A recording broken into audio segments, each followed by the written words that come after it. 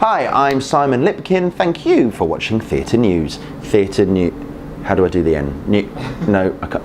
Thanks for watching.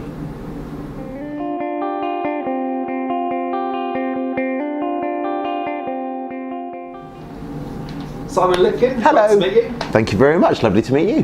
Good. How are you doing today? I am very well, thank you. We are currently in the middle of tech here at London's Palladium in the glittering West End. Yes, amazing. You're about to play Rats in The Wind In The Willows. Yeah. Are you enjoying the role so far? Yeah, it's amazing. I think to be part of something like this, something that is such a quintessential classic tale, you know, and to be able to take a character and do your version of it, put your little spin on it, I think is a really exciting thing. So we're having a laugh. Yeah, I'm sure you are. I mean, it's one of the greatest children's stories. Yeah. I mean, were you immediately sold on the role when you... Yeah, massively. I think everyone at some point, I think what was really exciting about it is that everyone at some point has had an experience with Wind in the Willows. They've either read it or watched a film of it or something on TV or gone to see it somewhere or something like that. So it's really exciting to, one, do something that you have a connection with, and then also know that there's going to be little people watching it having their first experience of it. And I think that's a really exciting thing for all of us. Yeah. How old were you when you first read or watched it? Well, I have two memories of it. One was reading it when I was, I don't know how old I was, but I went to see a production of it, and it was one of the things that made me fall in love with theatre was seeing it, because it's sort of like this weirdly sort of crazy comic book world of characters, and I like weird characters. I always have. I was a weird kid when I was little, so like whilst everyone else was playing football and doing stuff, I was like learning to juggle and do magic and stuff like that. So I'm sort of seeing this whole kind of crazy world of Toad and Mole and Rat and Badger and the Weasels and all of that kind of stuff. It sort of got my imagination running, so I connected with it pretty quick.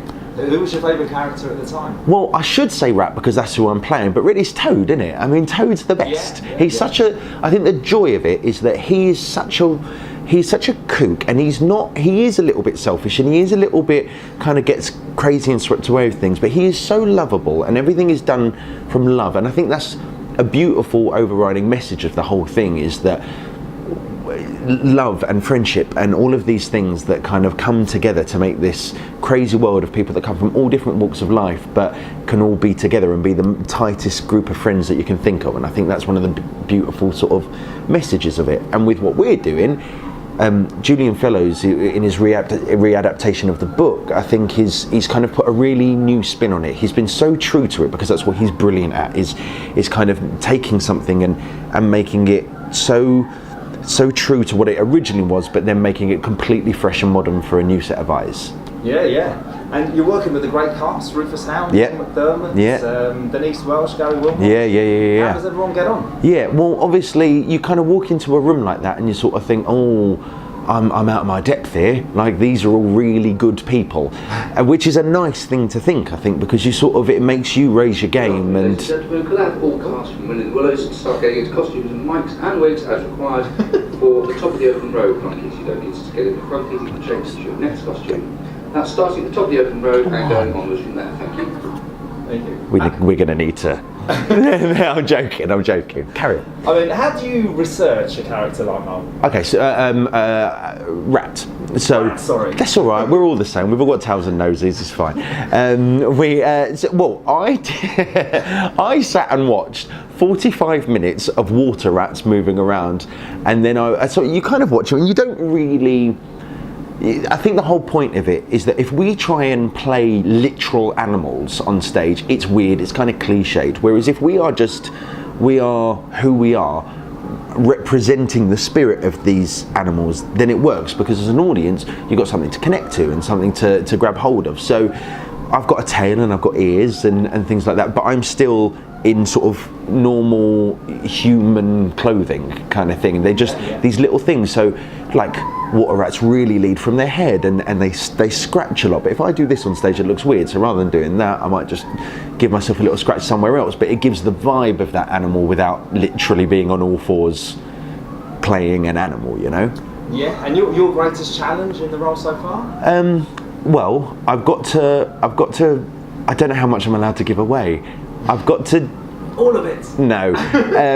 Well, there's the first song that I do when I come on is a song called "Messing About in a Boat." So there's a boat which we sail around the Palladium stage, which looks hopefully effortless and beautiful, when in reality it's a bloke in a boat trying to wheel around, not in water. But we did it yesterday for the first time, and it was a lot of fun to do. But I think in all honesty, it doesn't feel like a challenge.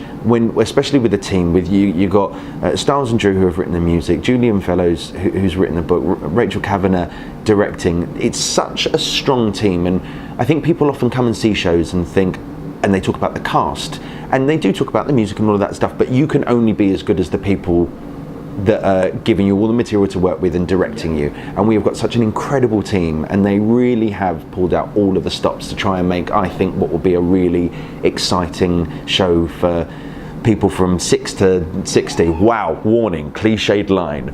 But I think it's really true. They've really worked hard to make it funny for little people and funny for older people and heartfelt and all of those things. So I wouldn't call it a challenge, I call it a joy. We can't wait. I mean, you've had a varied sort of theatre roles. Varied theatre roles so far. Honeymoon in Vegas, Avenue Q, the Baby, I Can't Sing, Spam-A-Lot, etc. What have been your sort of primary highlights? That's really tough. There's something. I mean, Avenue Q will always be something really special to me because it was my first big West End lead and all of that kind of stuff, and so I loved it, and so that will always be special. But they're all brilliant for different reasons, and I'm a big advocate for they're great and they're amazing things that you've done, and I will always love them. But it's all about what's happening now and what's happening in the future and stuff like that. So I don't think you can pick anyone specifically. So this is as exciting as any other job I've done.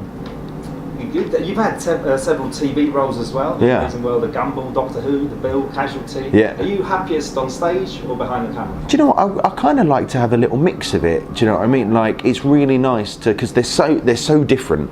But doing TV stuff and doing film stuff and theatre, they're all completely different. So it's kind of nice to mix it up a little bit. That's what I always try and like to do is once I've done one thing, I go, all right, I'll do something a bit different, and then I'll do that for a bit, and then come back and do that kind of thing. I like to keep my brain active. So they're good. But theatre, I think, is always going to be the number one. There's no cutting, there's no waiting around for an hour, there's nobody else edits your performance together. You're on stage, it's you and however many people are in the audience watching it, and you've got 2.5 hours or whatever it might be to make them laugh, cry, happy, sad. So I think that's always my favourite. Excellent. And what's your favourite song from the show? At this point, I really like, we do a song called The Open Road, where we get in a caravan and we just go off on a little summer adventure, and it's just me, Toad and Mole, and it's like this really jaunty, slightly kind of rat packy thing of 3 blokes just having a really good time with a beer in a caravan, and so that really resonates with me. Sounds good. I mean, you're well experienced in musical theatre. Yeah. Where would you say this production ranks in musical terms? Well, you can't. Well, the best. It's the best one ever. It's brilliant. It's brilliant. Look, there are so many different types of shows, and there are so many different things that you can go and see. But I think the joy, how I got into theatre, and I think how most people got into theatre, was their mum or their dad or their gran or their grandpa or whoever it might be taking them to the theatre. So I think this is that. You know, it is a beautiful, fun night out or day out at the theatre. And what I love about doing something like this is knowing that there'll be kids in that audience, and it will be their first time in a theatre or their first time seeing something, and they'll get hooked on it. And then for the rest of their life, they'll go, I like going to the theatre. So I think that in itself, and like George and Anthony have done the most incredible job writing this music that is sort of classic and beautiful, and especially for like an original British musical. Yeah. You know, that's an amazing thing. And so I think they've done a great job of writing something that is really true to that, but then also you kind of hit this kind of 80s punk vibe and a bit rocky, and then like a rat packy jazz start. Like, they've hit so many different vibes in the show that are so fun to listen to, that I think they've done a good job. So I think it ranks pretty well. Excellent. What are your acting ambitions? James Bond and or Indiana Jones. Or Star Wars. On their way. I'm sure. It's just a matter of Basically, time. anything that I can do where I run around and get to do an action sequence. So there's a fight in this when we take over, when we try and take Toad Hall back from the Weasels and Stoats and Foxes, and that was my favourite couple of days of rehearsals. They were like, and now we're doing the fight, and I was like, cool, yeah, totally. I'm going to play this cool. Inside, I was like, come on, we're going to do a fight. No, sounds great. And any other projects in the future that you're sort of working on or can tell us about? So I go straight on to a show called Nativity, which is there's been 3 movies, Brit films that Debbie Isaac directed, and so we're doing the first film live on stage. Excellent. Yeah. Look forward to that. And thanks a lot for your time. Thank you very much. Thank you very much. Why should everyone come to see The Wind in the Willows? Come and see The Wind in the Willows because it's fun, it's exciting, it's a beautiful reimagining of a classic tale. It's one of the most exciting theatres in the whole of the West End, and you will have a nice time. And also, there's a Five Guys next door to the theatre. So even if you don't like the show, there's an excellent burger in it for you. Fantastic. Anything else to say to Theatre News viewers? Can't wait to see you at the London Palladium from the 16th of June. Fantastic. Thank you very much for your time. Thank you. Pleasure. Cheers, mate.